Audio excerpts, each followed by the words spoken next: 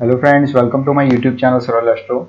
आज हम बात करेंगे भागवत रत्नाकर का अध्याय 1 मीन लग्न श्लोक नंबर 1 और 2 3 के बारे में। श्लोक नंबर 2 और 3 कंबाइंड श्लोक है, इसलिए आज हमें एक साथ लेने पड़ेंगे। तो शुरू करते हैं आज का सेशन। सबसे पहले हम जानेंगे श्लोक नंबर 1 के बारे में, जिसकी संस्कृत स्लाइड मैंने आपके सामने रख दी है। उसके अंदर रामानुजाचार्य कहते हैं कि मीने कुंभे च जातस्य व्यय शुक्रो न योगदः इतरे जायमानस्य व्यय शुक्र शुभप्रदः। इसका मतलब यह है कि मीन और कुंभ लग्न के अंदर जो भी जातक का जन्म होता है तो उसका जो व्यय स्थान है उसके अंदर शुक्र हो तो वो योगप्रद होता नहीं है। बाकी जो भी लग्न है इन दो लग्नों के सिवा उसके अंदर अगर व्यय स्थान के अंदर शुक्र हो तो वो शुभ फल देने वाला बनता है। मैं फिर से दोहराता हूँ कि मीन लग्न और कुंभ लग्न दोनों लास्ट लग्न है। आप देख सकते हैं कि मेष से लेके मीन तक जो लग्न आते हैं उसमें से कुंभ और मीन लग्न, तो वो दोनों लग्न में 12वें स्थान में अगर शुक्र हो तो वो ज़्यादा अच्छा माना नहीं जाता है। लेकिन 1 से लेके 10 तक जो भी लग्न है तो उसके अंदर व्यय स्थान के अंदर शुक्र हो तो वो शुभ फल देने वाला बनता है।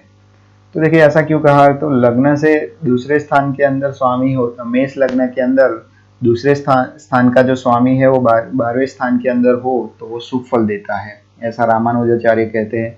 हम कुंडली के हिसाब से देखेंगे, इधर बात की है कि 12वें स्थान के अंदर शुक्र की बात की है। ये आपके सामने मैंने मीन लग्न की कुंडली रखी है, उसके अंदर राशि कौन सी आती है, कुंभ राशि आती है 12वें स्थान के अंदर।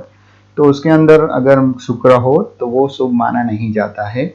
और अब बात है कि भाई ऐसा क्यों कहा गया, तो देखिए मेष लग्न के अंदर दूसरे स्थान के अंदर दूसरे स्थान का जो स्वामी है वो 12वें स्थान के अंदर हो तो वो शुभ फल देने वाला बनता है। अब देखिए मेष लग्न के अंदर दूसरे स्थान का स्वामी कौन सा होता है, तो वो शुक्र होता है। तो शुक्र जो है वो 12वें स्थान में होने की वजह से वो अच्छा माना जाता है, क्योंकि दूसरे स्थान का मालिक 12वें स्थान के अंदर है। तो लिखिए जो लग्न है, दूसरे लग्न है उसके अंदर 12वें स्थान के अंदर शुक्र शुभ होता नहीं है जनरली, ऐसी बात करें तो। लेकिन मेष लग्न के अंदर दूसरे स्थान के अंदर स्वामी शुक्र जो होता है वो 12वें स्थान के अंदर जाने की वजह से वो शुभ माना जाता है, क्योंकि वो धन का व्यय करने वाला बनता नहीं है।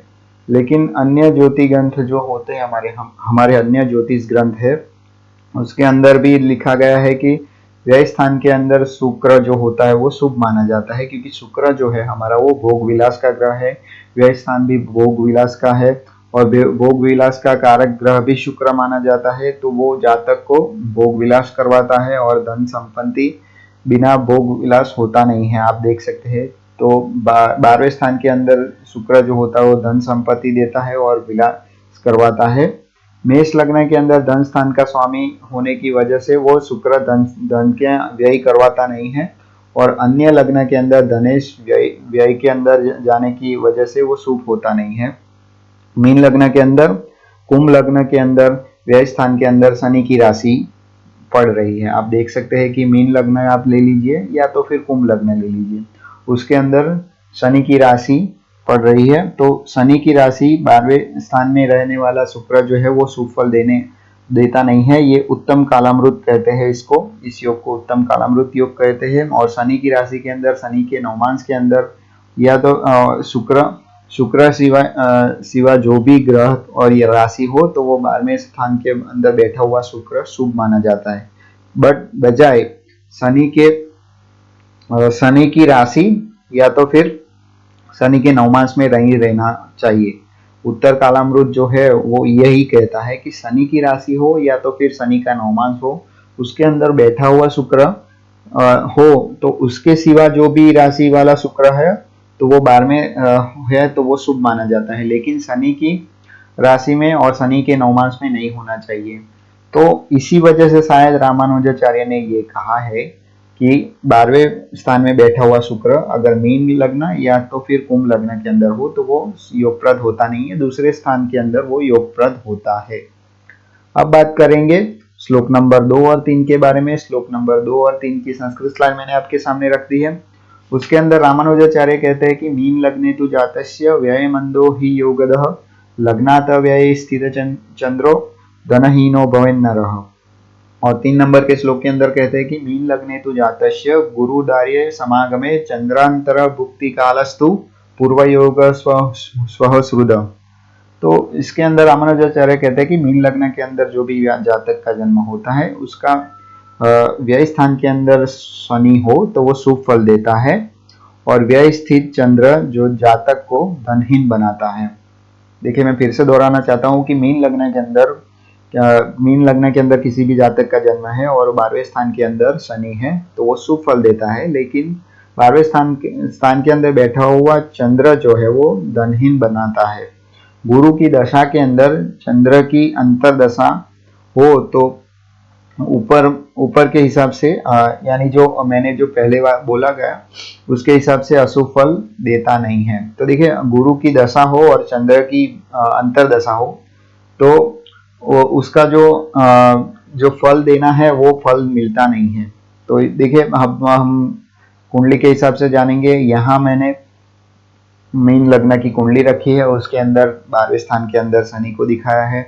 अगर ऐसी कंडीशन आपके अंदर बनती है तो जाहिर सी बात है कि शनि आपको शुभ फल देता है। अब देखिए मीन लग्न के अंदर शनि है वो लाभ और व्यय स्थान दोनों स्थान का स्वामी होता है। महर्षि पाराशर ने ये कहा है कि देखिए व्यय स्थान है वो तटस्थ है, यानी न्यूट्रल है, वो अच्छा भी नहीं है और बुरा भी नहीं है, और ऐसा कहा गया है। हाँ, और लाभ स्थान को अशुभ माना गया है और इसी वजह से शनि भी अशुभ होना चाहिए, लेकिन लाभ स्थान के अंदर वो धन लाभ दिखाता है, क्योंकि लाभ स्थान से द्वितीय शनि लाभ संबंधी शुभ फल देता है और व्यय स्थान से शनि शुभ माना जाता है। अब देखिए लाभ स्थान से दूसरा स्थान कौन सा आता है, तो देखिए 11वें स्थान से दूसरा स्थान 12वां स्थान ही आता है। तो 12वें स्थान का मालिक जो है वो शनि आपको शुभ फल ही देता है। मीन लग्न के अंदर चंद्र है वो पंचम लक्ष्मी स्थान का स्वामी है। 5वें स्थान का मालिक कौन है, देखिए 5वें स्थान के अंदर कर्क राशि है, कर्क राशि का मालिक है चंद्र।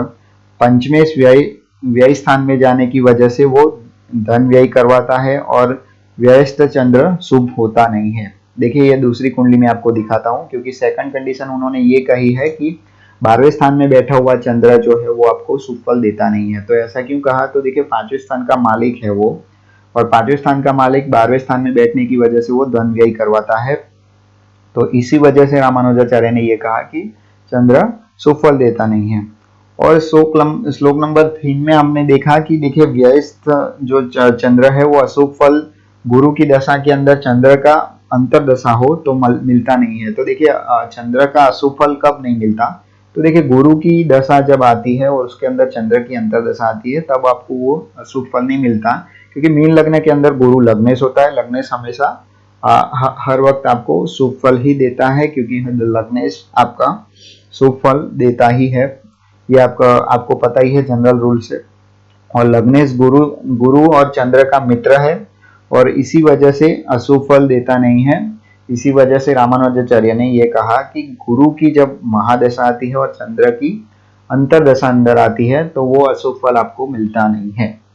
तो आज हमने श्लोक नंबर 1, 2 और 3 के बारे में जाना। श्लोक नंबर 1 के अंदर हमने ये जाना कि 12वें स्थान में मीन लग्न के अंदर और कुंभ लग्न के अंदर 12वें स्थान में बैठा हुआ शुक्र शुभ फल देता नहीं है, और दूसरे कोई लग्न में शुभ बैठा हुआ हो 12वें स्थान के अंदर शुक्र तो वो शुभ फल देता है। और सेकंड और थर्ड नंबर के श्लोक के अंदर हमने ये जाना कि 12वें स्थान में बैठा हुआ चंद्र जो शनि है वो आपको शुभ फल देता है, और चंद्र जो है वो आपको अशुभ फल देता है और धनहीन बनाता है। और गुरु की महादशा के अंदर चंद्र की अंतरदशा जब आती है तो ये फल आपको मिलता नहीं है, चंद्र का जो फल आपको मिलता नहीं है यानी शुभ फल मिलता है।